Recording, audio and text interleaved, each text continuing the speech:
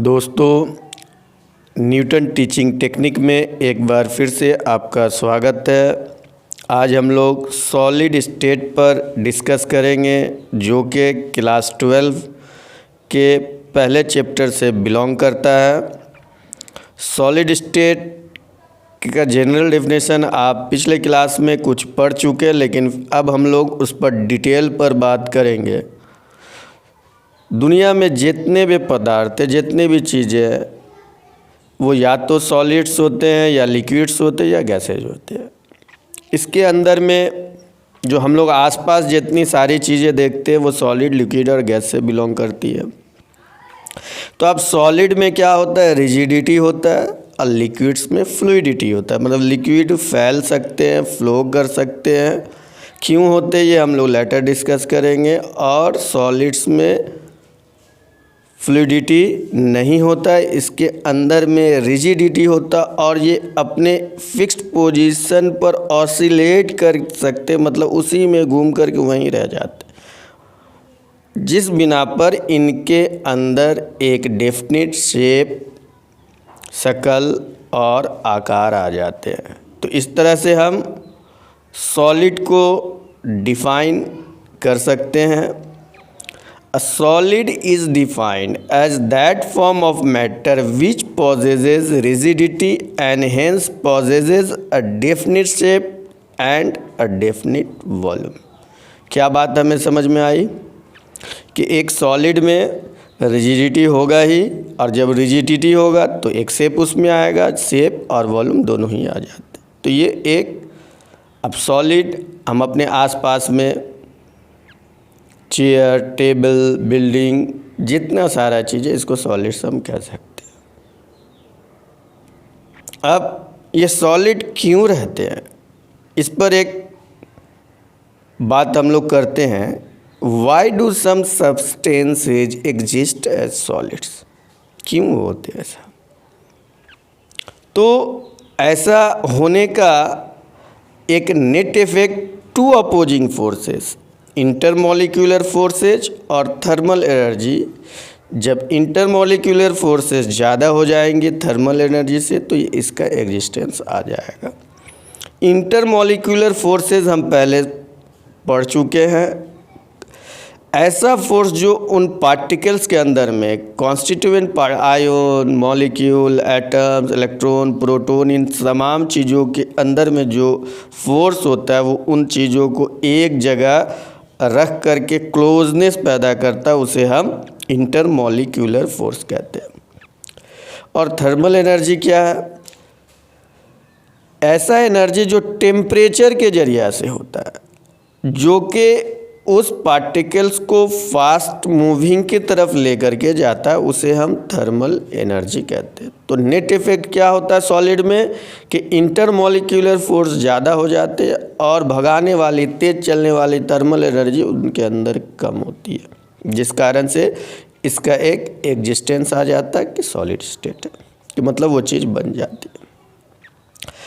अब solid state की क्या क्या विशेषताएं हो सकती हैं, खूबी इसमें क्या क्या हो सकती है, तो हम इसकी प्रॉपर्टी को अगर देखें तो सबसे पहला इंटरमॉलिक्यूलर डिस्टेंसेज इसमें चूँकि काफ़ी स्मॉल होते, काफ़ी छोटे, बहुत ही कम होते, इसलिए ये क्लोजली पैक्ड होते हैं।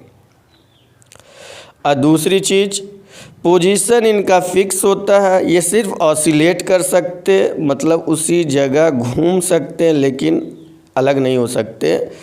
तो ये दो खूबी होने के बिना पर इसके अंदर ये चार प्रॉपर्टी और आ जाती हैं। तो पहला जो है वो रिजिडिटी आ जाएगा, मतलब सख्ती आ जाएगा, वो टाइट रहेगा, उनको तोड़ने में दिक्कत होगी।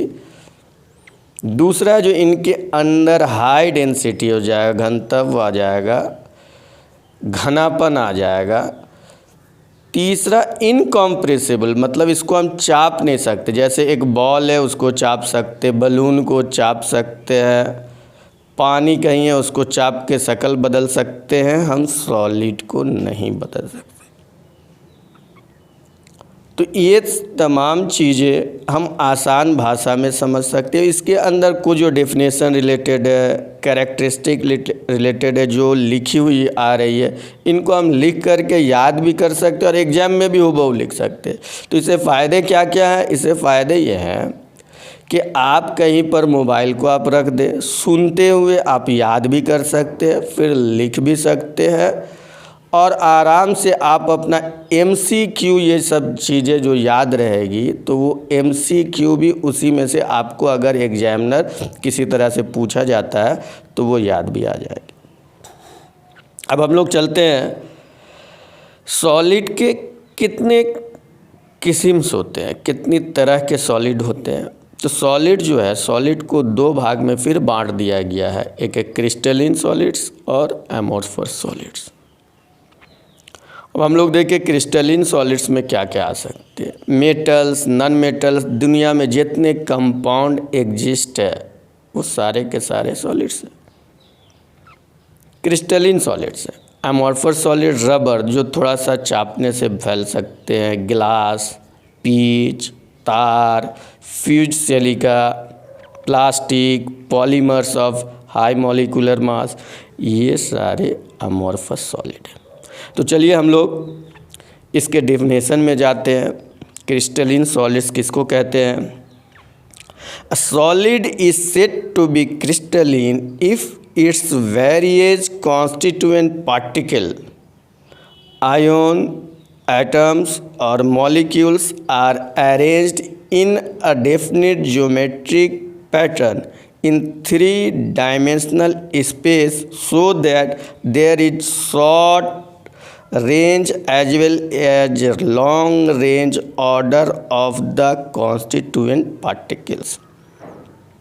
तो ये हम सुनने से हमें क्या समझ में आया क्रिस्टलिन सॉलिड के बारे में कि उनका जो कॉन्स्टिट्यूएंट पार्टिकल जैसे आयन है, एटम्स है, मॉलिक्यूल्स है, ये एक डेफिनेट ज्योमेट्रिक पैटर्न में हो सकते, जैसे क्यूबिकल है, ये सारे पैटर्न्स इसके अंदर आएंगे और ये जो 3 डायमेंशनल रेंज में रहेंगे, शॉर्ट रेंज भी इनके रहेंगे और लॉन्ग रेंज भी रहेंगे जो हम शक्ल में देख सकते हैं।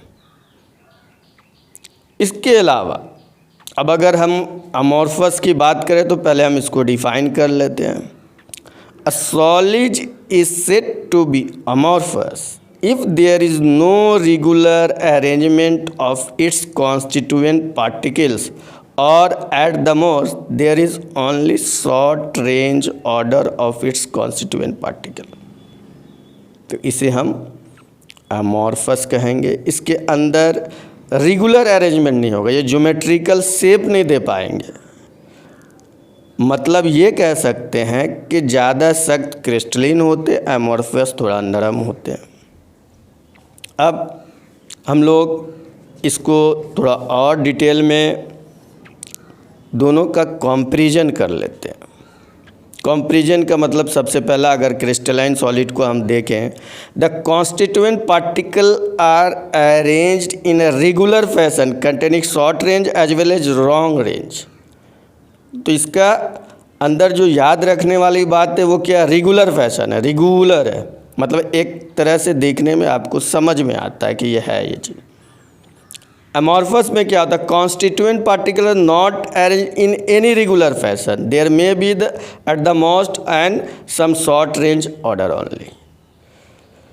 तो ये हम समझ गए कि इसके अंदर फैशन जो है, ये उनके अंदर जो कॉन्स्टिट्यूएंट पार्टिकल्स है वो रेगुलर फैशन में दिखेंगे और अमॉर्फस में इरेगुलर में। दूसरा है ये एक ज्योमेट्रिकल शेप में आएंगे, स्क्वायर, रेक्टेंगल, क्यूबिकल, ये सारे चीज़ ज्योमेट्रिकल शेप कहलाती हैं।